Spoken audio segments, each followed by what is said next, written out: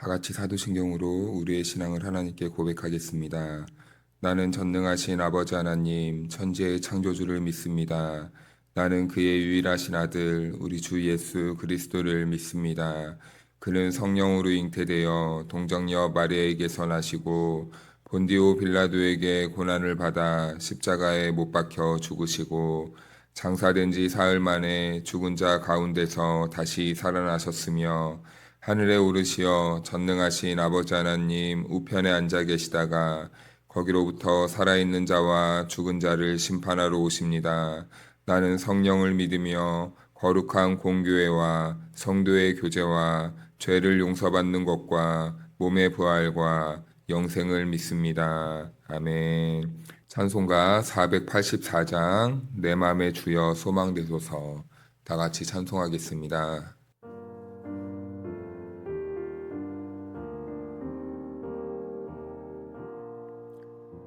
내 맘의 주여 소망되소서.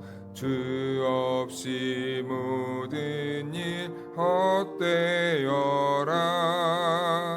밤에나 낮에나 주님 생각, 잘 때나 깰 때 함께 하소서.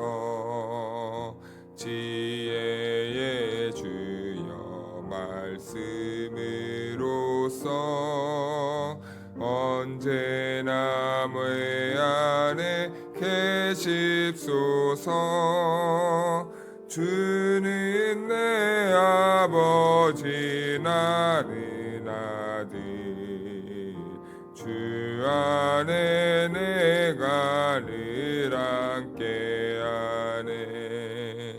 세상의 영광 남 보여도 언제나 주님은 나의 기억. 주님만 내 맘에 계시오니 영원한 주님 창귀하셔라. 영원한 주님 내 승리의 주, 하늘의 기쁨을 주옵소서. 어떠한 고난이 닥쳐와도 만유의 주여 소망되소서.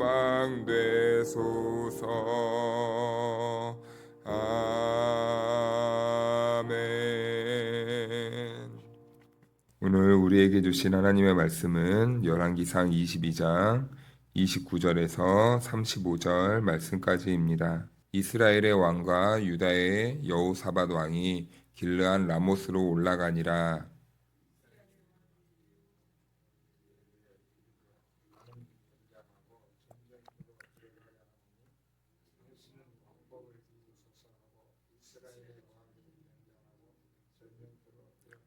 아라 왕이 그의 병거의 지휘관 32명에게 명령하여 이르기를, 너희는 작은 자나 큰 자와 더불어 싸우지 말고 오직 이스라엘 왕과 싸우라 한지라.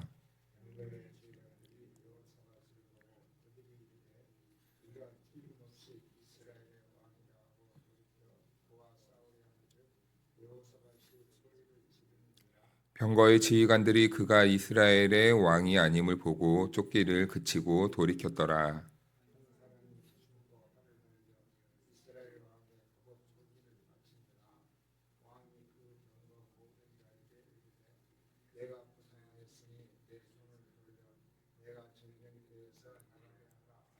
함께 읽겠습니다. 이날에 전쟁이 맹렬하였으므로 왕이 병거 가운데에 붙들려 서서 아람 사람을 막다가 저녁에 이르러 죽었는데 상처에 피가 흘러 병거 바닥에 고였더라. 아멘. 할렐루야. 하나님의 은혜와 평강이 우리 모두에게 함께하기를 주님의 이름으로 축복합니다. 네, 오늘 이제 열왕기상 22장에 와서 드디어 이제 아합 왕이 죽게 됩니다. 아합 왕이 죽음으로써 이제 열왕기 상이 이제 마무리가 되는데요. 이제 우리가 열왕기 상을 아합 왕의 죽음으로 끝을 내고 마태복음을 같이 또 보았다가 마태복음이 끝나고 나면 이제 또 다시 열왕기 하로 돌아와서 이 이야기를 이어가도록 하겠습니다. 그래서 오늘은 이 열왕기 상의 실질적인 마무리 시간이 되도록 하겠습니다. 그래서 아합 왕은 방금 말씀드렸다시피 오늘 이 22장에서 죽어요. 전쟁을 하다가 죽습니다. 길르한 라못, 과거에 이 아람 왕 베나닷이 주기로 했던, 생명을 살려준 값으로 주기로 했던 그 땅을 다시 받으러 이제 올라가는 내용인데, 그 전쟁, 맹렬한 전쟁터에서 이제 이 아합은 자신의 생각으로 꾀를 이렇게 내었지만 결국엔 하나님의 이 심판을 피해갈 수 없었다라는 것을 오늘 말씀을 통해 우리가 보게 됩니다. 그래서 29절부터 우리가 다시 한번 말씀을 보면, 이스라엘의 왕과 유다의 여호사밧 왕이 길르한 라못으로 올라가니라.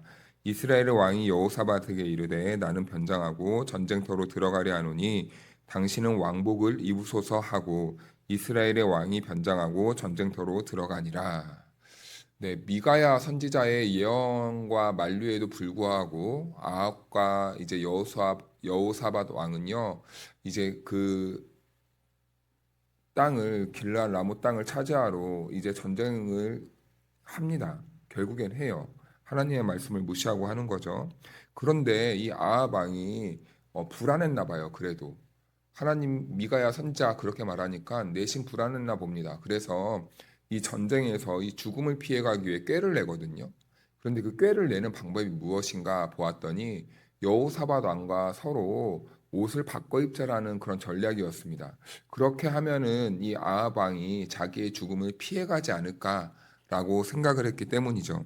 그래서 미가야는 이미 전쟁을 하면은 아합이 죽게 될 것을 이제 예언하지 않았습니까? 그래서 이제 그가 선택한 것이 하나님의 말씀을 듣고 멈춰야 됐는데, 멈추지 않고 그는 하나님의 말씀을 듣고 보니 약간 좀 불안하기도 하고 하니까 멈춘 것보다는 이 말씀을 어떻게 피해갈까? 세상 사람들의 언어로 말하면 이 운명을 어떻게 피해갈까? 이러한 꾀를 내었던 것 같아요. 그래서 여호사밧 왕과 옷을 바꿔 입으면 이 운명의 화살이 비켜가지 않을까? 하나님의 이 심판이 피해가지 않을까라고 이렇게 생각했던 것입니다. 사람은 옷을 바꾸고요. 그리고 자기의 자리를 어떻게든 감추려고 합니다. 자기의 속마음을 어떻게든 감추려고 해요. 자기의 욕망을 감추려고 해요. 그런데요, 오늘 말씀을 보니까 하나님의 말씀은 정확하게 우리의 자리를 찾아오시네요. 하나님의 말씀은 정확하게 우리가 변장을 하고 우리의 마음을 속여도 우리의 마음을 감찰하시고 꿰뚫어 오셔서 하나님의 말씀은 그대로 성취되는 것을 보여주고 있는 겁니다. 그래서 사람은, 이 아담이, 하와가 죄를 짓고 하나님의 낯을 피해서 동산에서 숨은 것처럼 항상 하나님의 말씀을 피해가려고 해요. 도망치려고 해요. 비켜가려고 해요. 하나님의 말씀이 무서운 건 알아서 그 말씀을 안 지키면 안 될 것 같으니 편법을 사용합니다. 정직하지 못한 거예요. 마음을 감추는 거죠. 그런데 하나님은 그의 중심을 누구보다 잘 아시는 분이잖아요.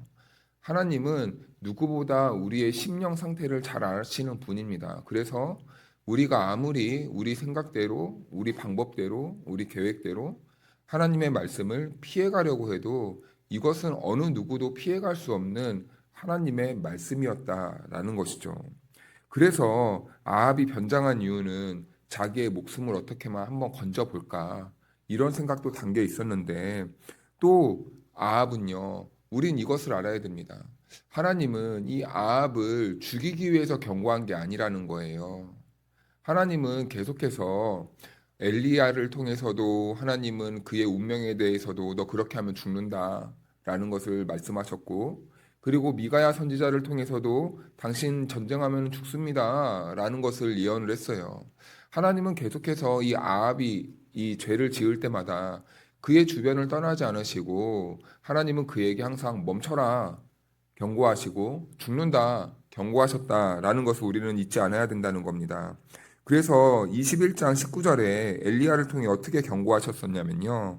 21장 19절을 보면은 너는 그에게 말하여 이르기를 여호와의 말씀이 내가 죽이고 또 빼앗았느냐고 하셨다 하고 또 그에게 이르기를 여호와의 말씀이 개들의 나봇의 피를 핥는 곳에서 개들이 내 피 곧 내 몸의 피도 핥으리라 하셨다 하라.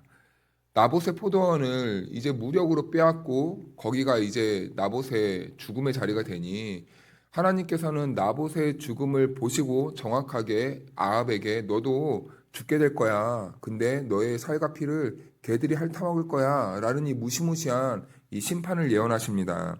그리고 오늘 본문 말씀을 보니까 38절에 이렇게 그 본문 그 예언이 이루어지거든요. 그 병거를 사마리아 못에서 씻음에 개들이 그의 피를 핥으니 여호와께서 하신 말씀과 같이 되었더라. 거기는 창기들이 목욕하는 곳이었더라. 하나님의 말씀은요, 어느 인생도 피해갈 수 없다라는 거예요. 열왕기서를 읽다 보니까 이런 표현이 자주 등장합니다. 하나님의 말씀과 같이 되었더라. 하나님의 말씀과 같이 되었더라.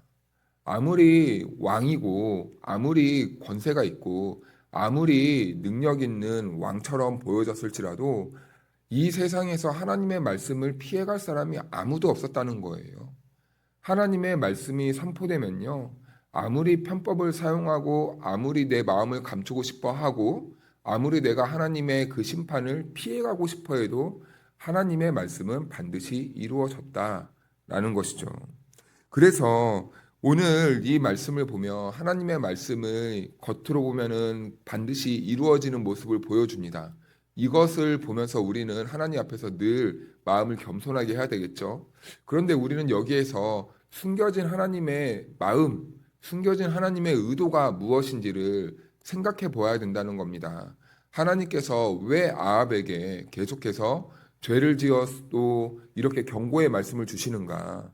왜 죄를 지을 때마다 하나님은 아합을 찾아와서 말도 안 듣는 그런 아합의 인생에게 왜 계속 이렇게 귀찮도록 관여를 하시는가? 여기에는요, 하나님 아버지의 따뜻하고 인자한 마음이 느껴질 수밖에 없는 거예요. 사람은 신호등을 세웁니다. 그런데 신호등을 세우는 이유가 무엇입니까? 누가 이 신호를 위반하나 보았다가 벌금 매기려고 의도적으로 신호등을 세우는 겁니까? 아니죠. 사람의 생명을 보호하기 위해서 이 신호등과 규칙들을 세우는 겁니다. 그런데 사람들은 그것을 지키기 귀찮아하니까 왜 이런 걸 세웠어? 왜 이런 걸 만들어가지고 나를 힘들게 해? 그런데요, 그런 게 있으니까 우리가 사람을 안 칠 수 있는 거고, 그런 게 있으니까 이 교통이 원활하게 진행될 수 있는 것 아니겠습니까? 그런데요, 사람들은 그런 거 잘 모른다는 거죠. 하나님의 말씀을요, 사람들이 이렇게 이해할 때가 있다는 겁니다. 우리들의 생명을 지켜주기 위해, 우리들을 살리시기 위해 하나님의 말씀과 이런 규율과 틀이 있는데 우리는 그것을 귀찮게 여기는 거예요. 싫다고 여기는 거예요. 왜 나에게 이런 짐을 지우냐는 거예요. 그런데요, 아니에요. 오늘 이 아합의 말씀을 이 아합뿐만 아니라 성경의 내용을 계속 보다 보면요. 죄 지은 인생들에게 하나님은요, 끝까지 찾아와서 추적하십니다. 끝까지 추적하시고 오셔서 그러지 말아라, 하지 말아라, 너 그러면 죽는다. 그런데요, 이것은요, 우리를 괴롭게 하는 말씀이 아니라 아버지의 마음으로 우리들에게 주시는 말씀이라는 거죠. 우리들을 살리기 위해서, 우리들을 바른 길로 인도하기 위해서, 우리들을 옳은 길로 인도하셔서 하나님 나라까지 인도하시기 위한 하나님 아버지의 그 자비로운 마음이 담겨 있다라는 것이죠. 그래서 하나님은 우리를 심판하시려고 기다리고 있고 심판을 즐거워하시는 분이 아니라 그 심판의 언어를 들은 그 인생들이 하나님께 회개하고 돌아오기를 원하신다라는 것이죠. 그리고 오늘 또 본문에는 이 특징적인 단어가 나오는데요. 오늘 본문에 보면 병거라는 단어가 굉장히 많이 나옵니다. 31절 말씀을 먼저 보면은 아합 왕이 그의 병거의 지휘관 32명에게 명하여 이르기를 너희는 작은 자나 큰 자와 더불어 싸우지 말고 오직 이스라엘 왕과 싸우라 한지라. 아합 왕은요, 병거의 지휘관들에게 오직 이스라엘 왕을 공격하라고 이렇게 말해요. 그러면은 아합의 전략이 어느 정도 지금 먹히고 있는 모습을 보여주네요. 아합은 지금 여호사밧 왕과 옷을 바꿔 입었어요.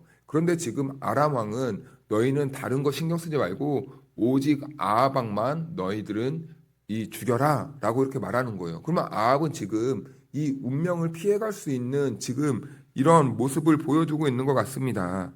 그런데요, 결국엔요, 하나님의 말씀, 이 하나님의 이 운명의 화살은요, 아합을 피해가지 않았다라는 거예요. 아무리 변장하고 계략을 세워도 그의 정해진 하나님의 심판은 피해가지 않았다라는 겁니다.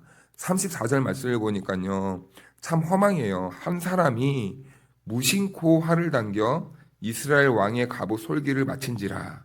왕이 그의 병거 모는 자에게 이르되 내가 부상하였으니 내 손을 돌려 나를 군대에서 나가게 하라 하였으나. 무심코, 그 사람은 모르고 그냥 쐈다는 겁니다. 쏘았는데 그것이 오늘 아합의 이 육체를 관통했다라는 거예요. 그래서 죽었다라는 겁니다. 이것은요, 우리가 우연처럼 보이지만 하나님이 이 사람의 우연을 통하여서도 하나님의 역사를 이루어 가시는 것을 보아요. 우리는 이것을 우연이라고 말하지만 하나님의 입장에서는 필연입니다. 정해진 것이었어요. 아합은 오늘 하나님의 심판을 당해야 되는 날이었던 것이죠. 끝까지 하나님을 의지하지 않았기 때문입니다. 끝까지 그는 회개하지 않았어요. 그는 끝까지 자기의 계획, 자기의 꾀, 그래서 변장을 했죠. 그리고 그는요, 규모를 의지합니다. 그리고 세력을 의지합니다. 그리고 병거를 의지했습니다. 이 정도면은 내가 이번 전쟁에서 나가도 문제가 없겠지. 하나님이 나를 죽인다고? 내가 이 정도 내가 계획을 세우고 내가 이 정도 계획을 세웠으면 그 운명의 화살도 나를 피해갈 거야. 그런데 웬걸요? 무심코 쏜 화살에 아합은 맞게 되네요. 그런데 여러분, 아합이 보여주고 있는 이 모습이요, 우리가 일상에서 살아갈 때의 우상숭배의 모습이라는 겁니다. 우상숭배는 그래서 단순히 어떤 형상을 섬기는 것이 아니라 하나님이 아닌 다른 힘을 의지하고 세상의 세력을 의지하고 어떠한 규모를 의지하고 힘을 의지하고 자기의 꾀와 자기의 계산을 의지하는 것, 이것이 다 우상숭배의 기초이고 뿌리이다라는 것입니다. 그래서 우리 시대도 마찬가지죠. 우리 시대 특히 무엇을 더 합리적으로 무엇이 더 옳다고 말합니까? 사람의 지혜, 다수의 의견, 합리성, 논리적인 생각, 그리고 힘, 숫자, 조건, 이런 조건들이 우리들의 마음을 계속해서 유혹하는 거예요. 하나님의 말씀보다 이런 세상의 판단과 세상의 기준과 세상의 규모와 세상의 힘이 더 강력하다라고 믿고 하나님을 믿는 것 같지만 결국에는 세상적인 방법과 힘과 그런 것들을 의지하며 살아가는 것, 이런 모든 것들이 다 우리들의 이 신앙을 좀먹게 하는 우상숭배라는 것입니다. 그래서요, 아합은 전쟁터에서 결국에는 화살을 맞고 이 부상을 입다가 하루 종일 고생하다가 그는 결국 죽게 된다는 겁니다. 그래서 우리 37절 38절을 같이 한번 읽어볼까요? 시작. 왕이 이미 죽음에 그의 시체를 메어 사마리아에 이르러 왕을 사마리아에 장사하니라. 그 병거를 사마리아 못에서 씻음에 개들이 그의 피를 핥았으니 여호와께서 하신 말씀과 같이 되었더라. 아멘. 이 아합의 죽음이 굉장히 비참합니다. 그런데 우리는 다시 한번 여기서 하나님께서 그에게 얼마나 많은 기회를 주셨는지 우린 기억을 해야 돼요. 엘리야를 통해서도 멈춰라라고 말씀하셨고, 그리고 또 미가야 선지자를 통해서도 올라가지 말아라라고 이렇게 하나님의 만류하는 그 음성을 들었습니다. 그런데 아합은요, 끝까지 고집을 부렸어요. 이 고집을 부린다는 것은 어떻게 보면은 하나님의 말씀을 무시한 거잖아요. 하나님이 이렇게 말해도 나는 이렇게 할 겁니다. 하나님의 말씀을 듣고 외면한 겁니다. 결국에는 이 하나님 앞에서의 고집도 우리가 긍정적인 고집을 부리면 좋겠지만 하나님의 말씀을 지키지 않으려고 고집 부리는 것은 결국에는 불신앙인 것이죠. 아합은 하나님의 말씀을 결국에 자기 고집대로 불신앙한 거죠. 이것이 바로 이 인간의 모습인데, 그런데도 또 하나님은 계속해서 우리를 기다려주시는 그런 모습을 보여주는 거죠. 하나님은 계속해서 여러 번의 기회를 주십니다. 그의 심판을 유보시켜 준 거죠. 그런데도 하다 안 되니 결국에 하나님도요, 어쩔 수 없는 거예요. 어쩔 수 없는 거예요. 심판을 당할 수밖에 없는 겁니다. 말씀을 끝까지 거절한 사람의 마지막 모습이 어떻게 되는지를 그래서 오늘 아합의 이야기를 통해 알게 되는 거예요. 하나님은 계속해서 이야기하시지만 그것을 듣고 거절하는 사람의 최후의 인생은 이렇게 될 수밖에 없다라는 것을 보여주고 있는 것이죠. 그래서 오늘 본문에서는요, 우리들에게 세 가지의 이 굵직한 메시지를 줍니다. 첫 번째는 아합은요, 하나님의 말씀을 들었지만 그는 변장해서 그것을 피해 가려고 했어요. 그런데 우리는 이것을 보면서 아무리 우리가 하나님 말씀 앞에서 편법을 쓰고 우리의 이 모습을 감추려 해도 하나님의 말씀은 결국엔 우리의 모든 이 죄악을 들춰내시고 그 말씀대로 우리들의 인생에 행하신다, 심판하신다라는 것을 볼 수 있었고, 두 번째는 오늘 그럼에도 불구하고 하나님은 계속 우리들의 인생에 죄를 지적하고 경고의 메시지를 주시지만 그 경고의 메시지는 하나님이 우리를 괴롭게 하시려는 목적이 아니라 우리를 살리시기 위한 하나님 아버지의 사랑의 음성이다라는 것을 우리는 늘 기억해야 합니다.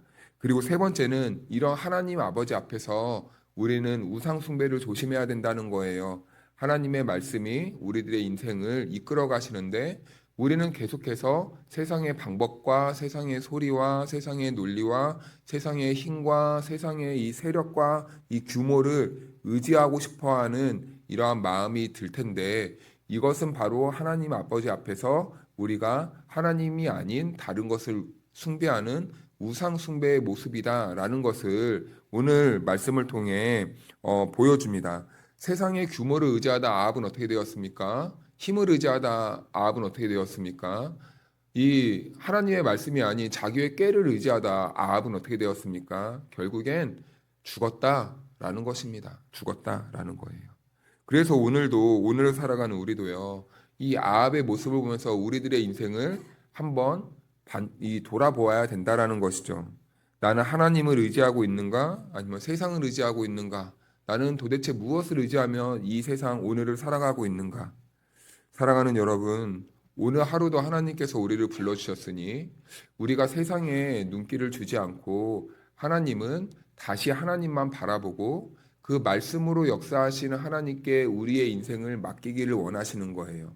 그런데 맡길 때 세상과 하나님 사이에서 이것도 하고 싶고 저것도 하고 싶어서 편법을 부린다거나 하나님의 말씀을 섬기는 척 하면서 내 욕망을 채우려는 그런 심리를 내려놓기를 원하십니다. 그래서 하나님은 우리가 신실하고 거룩한 신부처럼 하나님만 바라보고 하나님만 붙잡고 하나님만 의지하며 살기를 오늘 하루 그렇게 살기를 원하시면서 저와 여러분들을 부르셨다라는 것이죠. 이 하나님의 마음에 하나님 아버지의 마음을 오늘 말씀을 통해 깨닫게 하시고 그리고 헤아릴 수 있도록 우리들에게 영적인 지혜를 주셨으니 오늘 하루도 어디에 있든지 성령님을 의지하여서 하나님 말씀의 뜻대로 살아갈 수 있도록 항상 기도하시고 또 그렇게 사심으로 인하여서 하나님께 영광 올려드리는 복 있는 하루가 될 수 있기를 축복합니다.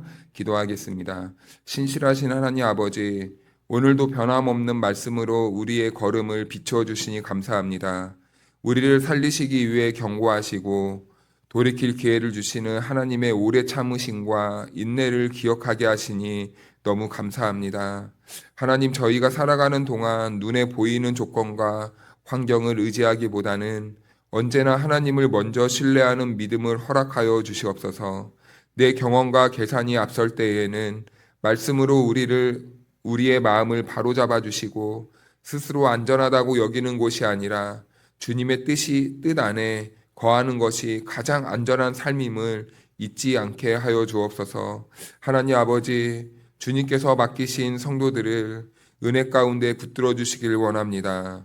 믿음으로 살아가려 하지만 현실의 무게 앞에서 흔들리는 성도들이 있다면 담대한 믿음을 더하여 주시고 앞날을 염려하는 성도들에게는 주님의 선하신 인도하심을 신뢰할 수 있도록 평안함을 허락하여 주시옵소서. 병약한 성도들에게는 회복을 허락해 주시고 오랜 기도 제목을 품고 기다리는 성도들에게는 낙심하지 않는 믿음으로 끝까지 인내할 수 있도록 도와주시며 가정마다 서로를 이해하고 사랑하는 은혜가 풍성한 우리 성도들의 가정이 될 수 있도록 인도하여 주옵소서. 또한 우리 교회가 사람의 방법보다 하나님의 뜻을 먼저 구하며 어떤 결정 앞에서도 말씀을 가장 귀한 기준으로 삼는 공동체로 인도하여 주시옵소서. 하나님 아버지, 오늘 하루도 모든 걸음마다 하나님만이 우리의 도움이 되시며 피난처이심을 고백하며 살아갈 수 있도록 인도하여 주시고 우리의 참된 왕이신 예수님의 이름으로 기도하옵나이다. 아멘.